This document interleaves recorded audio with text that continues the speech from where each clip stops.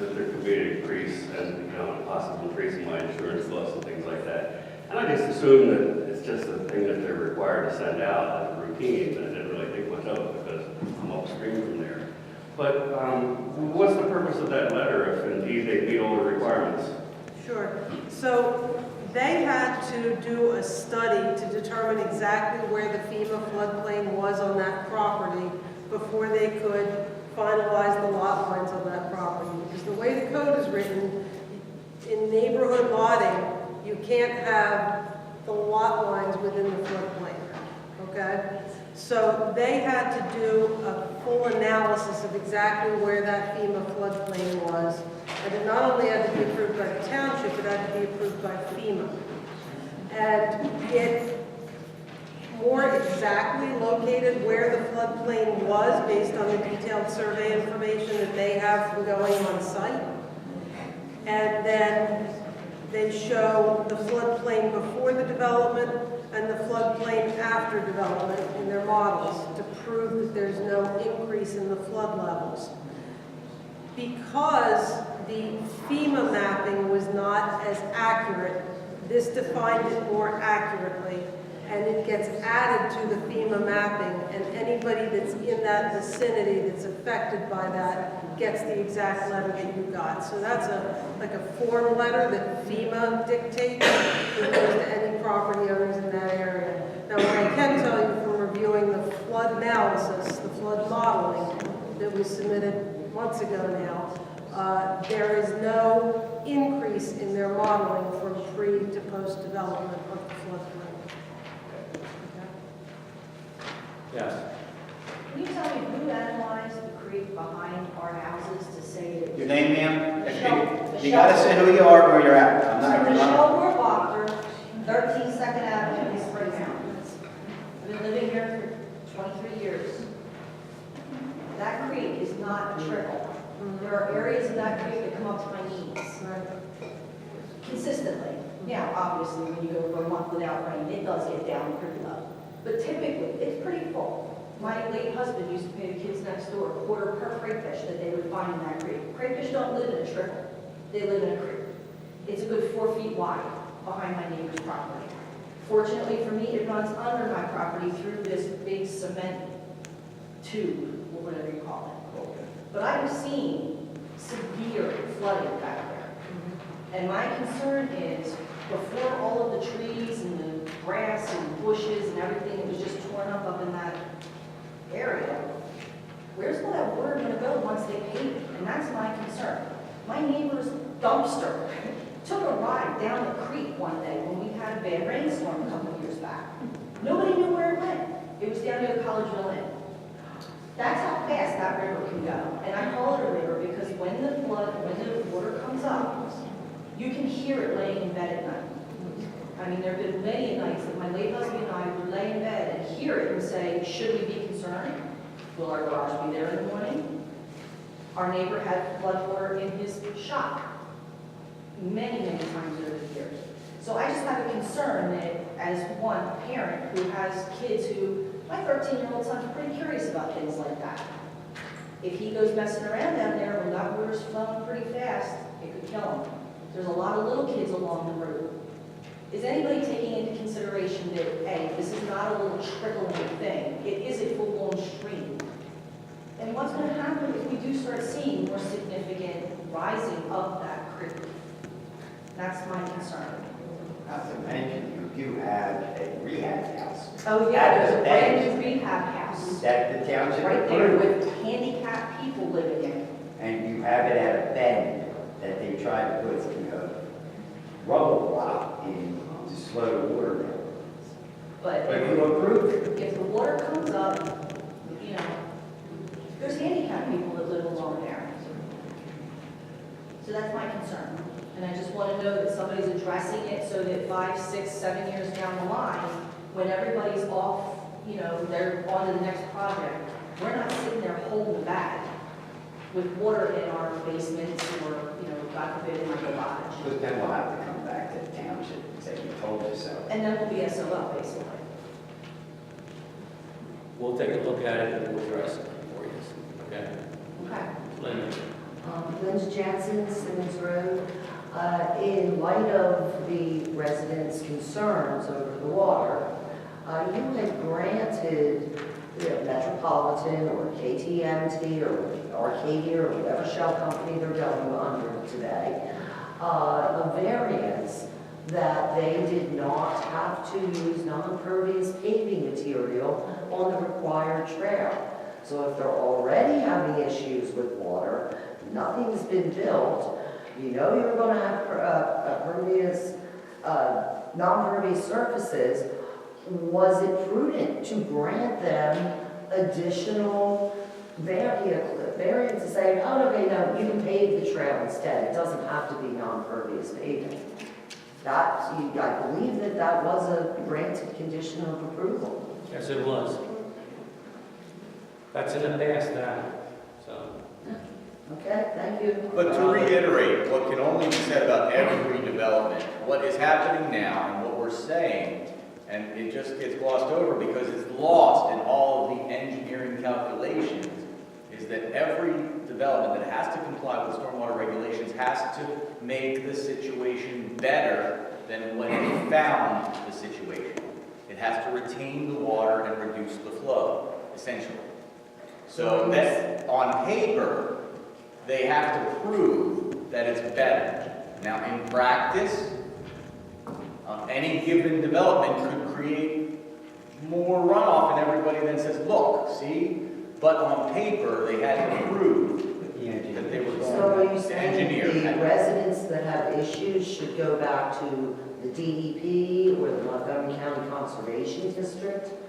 Because if the township isn't going to enforce these regulations, as you said, that to improve it, to make it better, who is the regulatory agency that the residents need to go to? So Mr. Keenan is correct. The way the codes are written, they actually have to prove that the stormwater running off the site after development is equal to or less than before development. And that is enforced in the review of the stormwater ordinances and the construction of the job.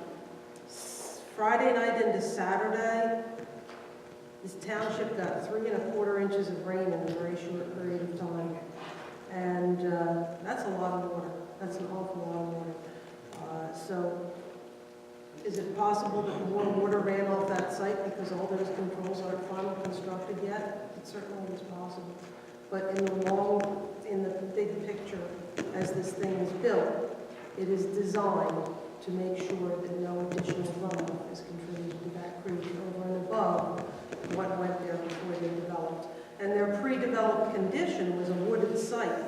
So they have a lot of area of stormwater basins, because woodlands doesn't run off like lawn does, let alone like a paved road does. So their basins are really rather massive to try and meet these requirements. I just want to kind of rephrase and reiterate my question, if everyone can hear me. This 3 1/4 or 3 1/2 inches of water, rainwater we got, may be normal in the future. It may not be a rare event. And given all the water that's already in the area, I mean, not to mention the neighbors, what about the people who buy houses there? Did they have any recourse if they have flooding, if they have mold growing in their houses because of all the water there? I mean, what is built into place to protect the residents on that side and the neighbors from water? They're certainly above any floodplain. Those houses are above the creek. And I'm not sure which Well, ones. what are those right Now you're talking about the existing houses. No, the houses that are going to be built. The houses that are going to be built are not where they're under commit. I'm just wondering what recourse do people have, whether the new residents on that site or the neighbors, if they have issues with water caused by the development? I suppose anybody can take a civil case against the developer. That's absolutely right. So if somebody does increase the flow and direction of water toward your property, you can sue them. That's just a pretty general statement of the law regarding water. So like if you turn your hose on and squirt it at your neighbor's property for a month, they can sue you and it'll erode dropped. Linda Jansen, Simmons Road. Marla, I can address your question. There was, I believe it was an ABC 2020 report done on D.R. Norton Builders. They're a nationwide builder. I believe that is the person that's going to be building the homes. Nationwide, people have had problems, just as you said, with mold and nails popping out. So what they've done is they automatically budget $6 million a year to handle lawsuits nationwide because they anticipate people are going to be suing them for the homes. You can find that information on the internet. I believe it was an ABC 2020 report, and it probably aired about a year, maybe a year and a half ago. I'm sure if you Google it, you can find it, because I've also found it online. Ron? Ron Kirk, perhaps the better question is, in the event, as Earl mentioned, things don't work out the same way they do on paper, is there an agency that any residents can go to in recourse to say, hey, it didn't work. And that's what I What are you going to do to fix it? Is that, in other words, if the DCED is that So approve these things? DEP administers the Right, stormwater so permit. if they approve these things and they don't work and causes problems, do they have any power to have the developer come back and fix it? They do. So there is some recourse for a property owner in the event. DEP can come in and make you redo a whole setup. I'll guarantee you that. I put them in, so. And if they're done right, they do stop the water. I don't know where you live, but there's a guy that lives 5 doors up from the 13. intersection down here, and he told me that they don't know what he done up there, but he gets less water in that stream now than what they ever did. Okay. George Mount, Colonial Drive. I happened by that site Friday after the rain. Actually went across that bridge on 2nd Avenue. The water and the tube under that bridge was about half full. And brown and dirty. And I traced it back up to that development, which they just put that stormwater pipe in across the street, and it was just muddy water going across.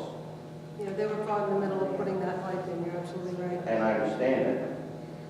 But it was also illegal to dump muddy water into a stream, correct? According to the Clean Water Act, Pennsylvania.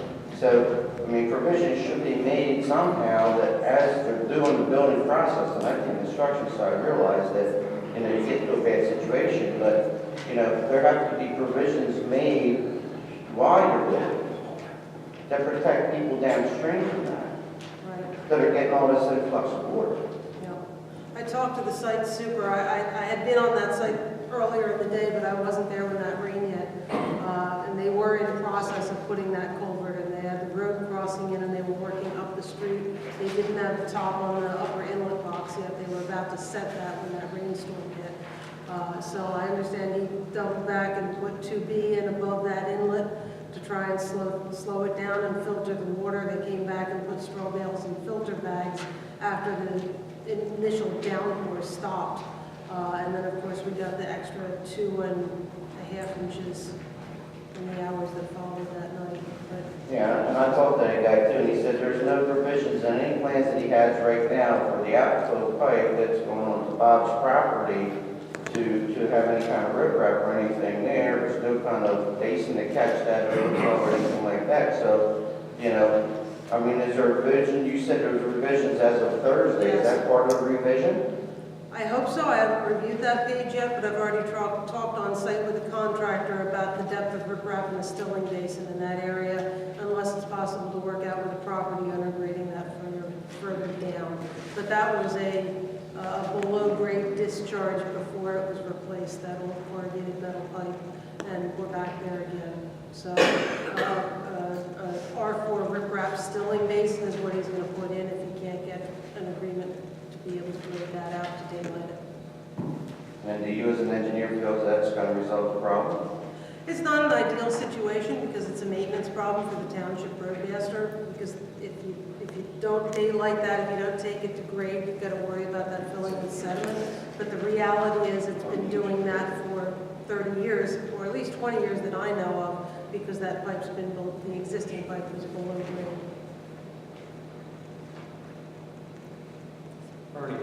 Ernie Schmidt, Lower Frederick. Unless I'm blind, but I've seen a lot of things around here, especially in the last month.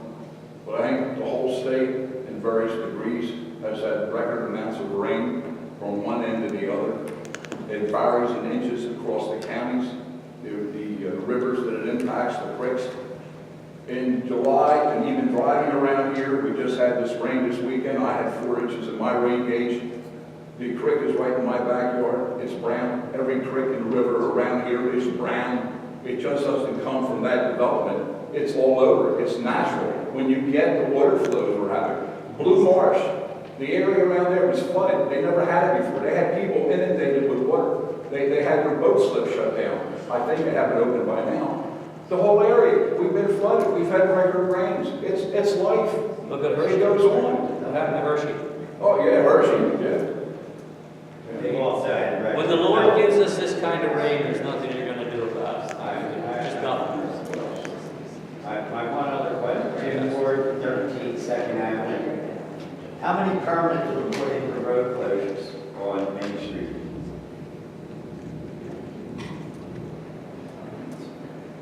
Because they seem to close the road whenever they want. The road has been closed twice, once to replace that storm pipe that was inundated by That was that the one rainfall that that was everybody was Thursday. notified. Right, and then, Last week there were 2 days Yes, where they had then single last week they traffic. closed it again. Over the- And I hear that they're gonna have 5 more. Yeah, I'm not closures. aware of 5 more. They did put the 7 sanitary in line. total. What's that? I was told 7 in total. I'm not aware of that. To the best of my knowledge, this was the last full road closure for a pipe crossing. That's why the signs are still sitting there. What's that? That's why their signs are still sitting there on the road waiting to turn around. Well, they had it closed today, working on the pipe crossing of the sewer line, and that actually was just being finished at 6:30 tonight when it came through. There's a couple more coming down the line. I just want to know how many permits were put in, because I know when I do work across the road, I have to file a permit for every time I want to shut the road. Even if it's multiple days in a row, I have to file for each day. How many, you know? I don't handle permits, I'm sorry, I can't answer that question. Scott Howell, Fish Mike Road. Yeah. If you go to Lower Province, I believe their website, all the residents down there now, where all those houses are built up from 29, they're all being sued, pursuing a contract right now. The water came down, and each one of them had damage. The contractor can't take care of it, so he had to go to his main insurer to try to cover them. And the township there can't do nothing about it either. These guys are not going to be able to do nothing about it. It's approved. You have to go, get all the residents who live along that creek, and you photograph every part of it. You're going to need identification on the whole creek, how everything is chewed away at this point. So when it does happen, then you can file that. That's the only, and those guys, because my buddy's father was, they're all suing it right now because they're having water problems. Because that dog is not taking care of it. He's not doing nothing. And he's telling them the same things he's Yeah, as soon as they as Carol was saying, the basin's not being repaired right now, they're not hooking anybody else. As a contractor, and we do good-sized jobs, we do different like interchange and everything, we gotta maintain every piece of water coming off of that property at any given time. That's right. And if we don't, we get fined. We just constantly we get fined. The water's not maintained, so it's not, you cannot give them a free pass of saying, yes, you got this basin, but we're not really looking at it. They have to have those basins under control before they start doing a lot of digging and stuff up there, because that's what we have to have as contractors. We have to put ours in place. And I know we did 14 of them down there at the Bed Cell Toll Plaza. And every one of them had to be at a certain level. We even have oil traps where somebody has an accident on the highway. But we had to have all that stuff in place before we're allowed to touch the road.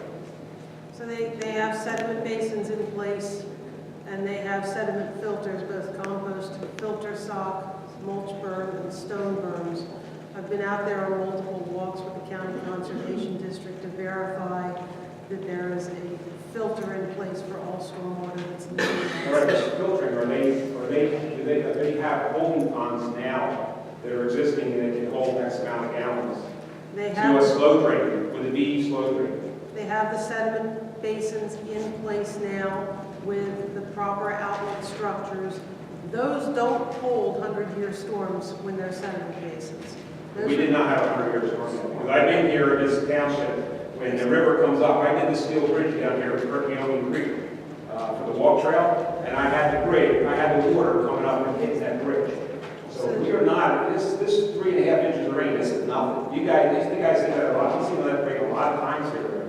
That's not a lot. And it could be that could be the new norm because of all this, the way the weather patterns are changing. So, but I mean, this is not 100-year flood. I see that. No, it's not. The sediment basins are actually designed, if I remember correctly, to handle 500 cubic feet per acre of water, which is less than 2 inches per acre of runoff. So the sediment basins are designed for sediment control. They're not designed for stormwater control. They don't become the stormwater control basins until the project nears the end, and they get converted into stormwater basins. And these guys should be concerned because even the Russos, in their house, they built those 2 houses next to us. They put that one long driveway in. And she showed me the trenches that developed behind her house that are washing out one of her trees that come off of that road, that driveway that goes down through there. They said all the water was supposed to go to the ditch. That water doesn't shed there. And the township gave them approval for it. They have the DO approval for everything. And she has water a foot deep running in her without the 3.5 inch rain that this has. She has a foot deep running in the gully behind her house. And that comes off of that driveway. You go out there and stand and just watch it. And that was approved. So you guys take pictures, and you gotta get a lot of stuff, and you got videotapes, and all go as the residents when you do this. Thank you, Mr. Bruce. Hi, Karen, thanks. Karen Sell, 126 Greenmount Road. Carol, I did drive by the other day when you were out there with the contractor, so I have seen Carol. I think it was yesterday, but I didn't buy it. But I actually worked with the township to develop on my property, and often I've probably complained a little bit about the rain garden, but I will say with the storms that we have had and measures that we worked with Carol on to build the garage on our property, to put that rain garden in, we also have a pond that runs off into the creek that wasn't touched by the construction, but that rain garden is working, the basin is working the way that it is supposed to. Now, we weren't allowed to pave down to the garage from an impervious surface standpoint. We had to put gravel, so that is still gravel that can take that water intake. But I will say, the regulations that I'm assuming this developer has to follow just as much as I had to follow as an individual resident, it is working, and I have a pond on my property as well that has as much runoff, and that basin is capturing the water and has this summer captured a lot of water based on the storms that have come into place as well. So, I mean, my hope is that those regulations that I had to follow, and that's what my property followed and has that basin built on, would be the same requirements that this property is required to do as well. You are correct. They're technically more stringent because they have